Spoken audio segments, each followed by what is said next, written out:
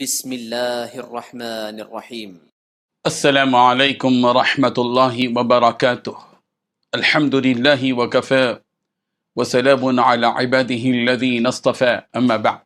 حاضرین و ناظرین، یہ درس نمبر 1280 ہے اور آج سورہ انبیاء کی 2 آیتوں کی تلاوت اور تشریح کی جائے گی، آیت نمبر 19 اور 20، 19 and 20۔ چلیے سب سے پہلے ہم ان 2 آیتوں کی تلاوت کرتے ہیں، لفظی ترجمے اور ترجمے کے بعد تشریح کرتے ہیں۔ اعوذ باللہ من الشیطان الرجیم، بسم اللہ الرحمن الرحیم۔ وَلَهُ مَن فِي السَّمَاوَاتِ وَالْأَرْضِ وَمَنْ عِندَهُ لَا يَسْتَكْبِرُونَ عَنْ عِبَادَتِهِ وَلَا يَسْتَحْسِرُونَ يُسَبِّحُونَ اللَّيْلَ وَالنَّهَارَ لَا يَفْتُرُونَ۔ صدق اللہ العظیم۔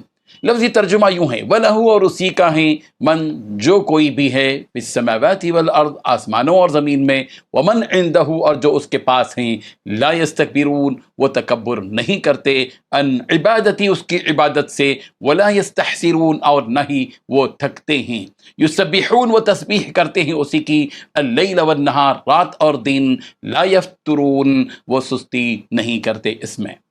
ترجمہ یوں ہے، اور آسمانوں اور زمین میں جو لوگ بھی ہیں اللہ کے ہیں، اللہ کے، اور جو فرشتے اللہ کے پاس ہیں، وہ نہ اس کی عبادت سے سرکشی کرتے ہیں نہ تھکتے ہیں، وہ رات دن اس کی تسبیح کرتے رہتے ہیں اور سست نہیں پڑتے۔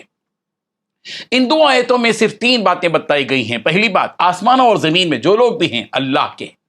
دوسری بات، جو فرشتے اللہ کے پاس ہیں وہ نہ اس کی عبادت سے سرکشی کرتے ہیں اور نہ ہی تھکتے ہیں۔ تیسری بات، وہ فرشتے دن رات اللہ کی تسبیح کرتے رہتے ہیں اور سست نہیں پڑتے۔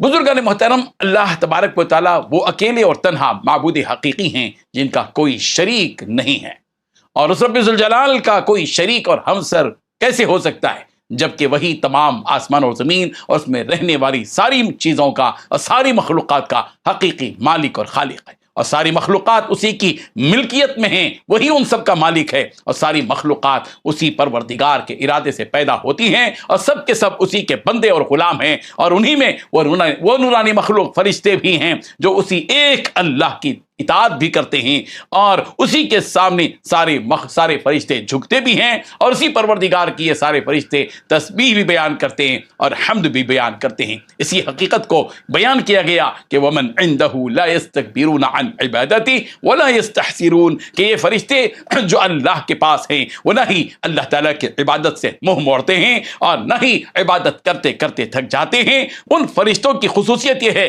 کہ اللہ کی عبادت کرتے ہوئے تھکتے نہیں ہیں اور نہ ہی وہ اکتاتے ہیں۔ فرشتوں کو اللہ کی عبادت سے اس قدر لگن، دلچسپی ہوتی ہے کہ جتنی دیر بھی وہ اللہ کی عبادت میں مشغول رہیں، انہیں کسی بھی قسم کی کوئی اکتاہٹ اللہ کی عبادت سے نہیں ہوتی، بلکہ وہ دن رات اللہ کی تسبیح کرتے رہتے ہیں اور اس میں کبھی سستی نہیں کرتے۔ بزرگان محترم، زمین اور آسمان کی ساری ملکیت اللہ تعالیٰ ہی کی ہے، اور یہ ایسی حقیقت ہے جس میں کسی بھی قسم کا کوئی شک نہیں ہے۔ قرآن مجید کی متعدد آیات میں یہ مضمون موجود ہے۔ سورۃ البقرہ کی آیت نمبر 107 میں کہا گیا، الم تعلم ان اللہ لہ ملک السماوات والارض، کیا تم نہیں جانتے کہ زمین اور آسمان کی ملکیت اللہ ہی کے لیے ہے؟ اور آیت نمبر 116 میں کہا گیا، بل لہ ما فی السماوات والارض، بلکہ زمین اور آسمان کی تمام مخلوق اسی اللہ کی ملکیت میں ہے۔